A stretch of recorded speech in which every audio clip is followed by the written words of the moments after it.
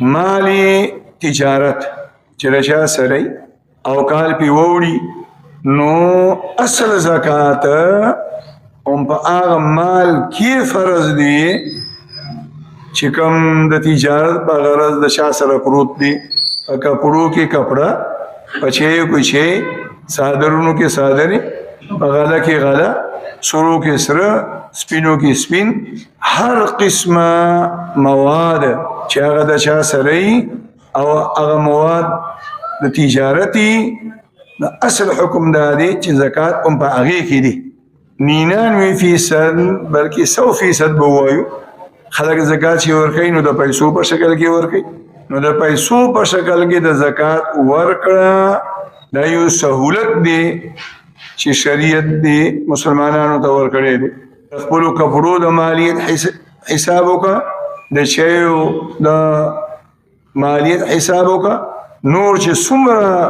مواد دي تجارتي دکان کې دي، گودام کې دي، کارخانه کې دي، فیکټری میل کې دي، او بیا د هغه مالیت معلوم کا حساب یې ولګوه د پیسو په حساب سره چې څومره زکات جوړېږي آتې ورکړه. دا یو سهولت. لہذا که یو سړی وایي زه نقدي روپۍ نه ورکومه، ما سره کپړه پرته ده او د کپړو نه زکات ورکومه، نه اصل زکات هم دغه دی. د زکات د ورکړې هغه اهم مسایل دي چې کوم شریعت مقرر کړي دي. زکات به چاته ورکې؟ کمو خلکو له زکات ورکول دي. نو اوله خو یو کلیه ده، بس هغه ده چې کم کس محتاجی فقیری معنا ده د هغه سرمایه نصاب ته نی رسېدلې، حساب نه کمی، نه هغه د زکات ورکولی شي. او د کم مسلمان سرمایه هر شکل کې شي وي هغه دومره مقدار ته رسي چې هغه هر کالي د زکات د فرض کېدو څومره نصابي د هغې برابر وي، نو بیا هغه د زکات ورکولو هم منع دي، او هغه چې زکات اخلي د هغه دپاره اخیستلو هم منع دي، ناجایز دي. زکات دا ټیکس نه دی، دا بوج نه دی، دا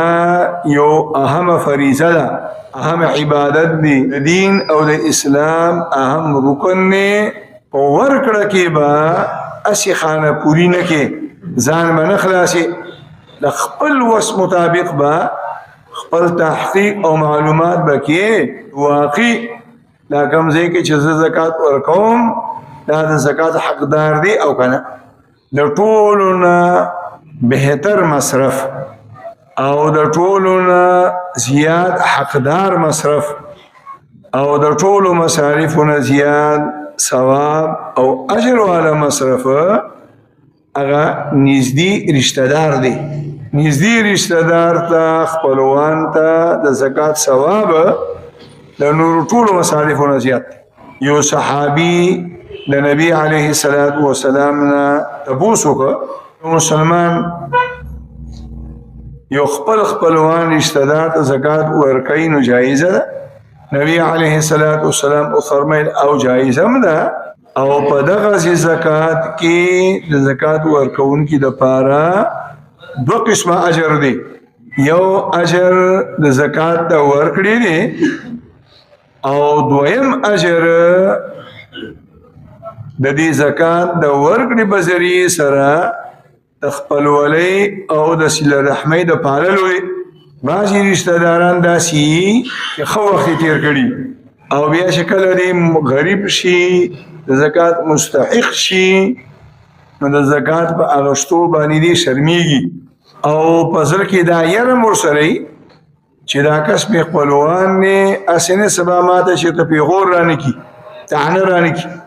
نو مسله دا د فقها دا وایي چې ته پوهېږي چې دا رشته دار د زکات حقدار دی، مستحق دی، خو که د زکات په نامه زه ته د زکات ورکوم نو دی به حیا کوي، شرم به کوي، نه به یې اخلي. نو په دې زړه کې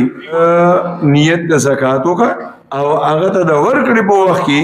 څه بل ټکي استعمال کړه چې دا زما د طرفه هدیه والا، زما د طرفه تحفه والا، اسی زدر سر یو تعاون کوم طبیخ پلوانی اسی زدر سر تعاون کوم خوق دی تیر کړي نو هم جایزه ده بغیر د شک و شبهه نه زکات کی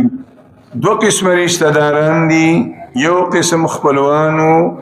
رشتہ دارانو ته د زکات ورکول جایز دي او یو قسم خپلوان او رشتہ داران داسې دي چې هغه د زکات ورکول هم نه دي جایز او دا غوی د بار اخستل هم نه دي او ورور ته زکات ورکول جایز دي او ورور دا سلور قسم دي یو سکورور د شریعت په ژبه کې هغه ته عیني ورور وای چې مور او پلار دواړي شریک او دوی محلاتي ورور مور جدای او پلاری یووي او دوی اخیافي ورور پلاری جدا جدا دي او مور یو دا مونږ تاسو دې دواړه قسمونو ته ناسکه ورور وای او سلور قسم ورور رضاعي ورور دی ردی کس دی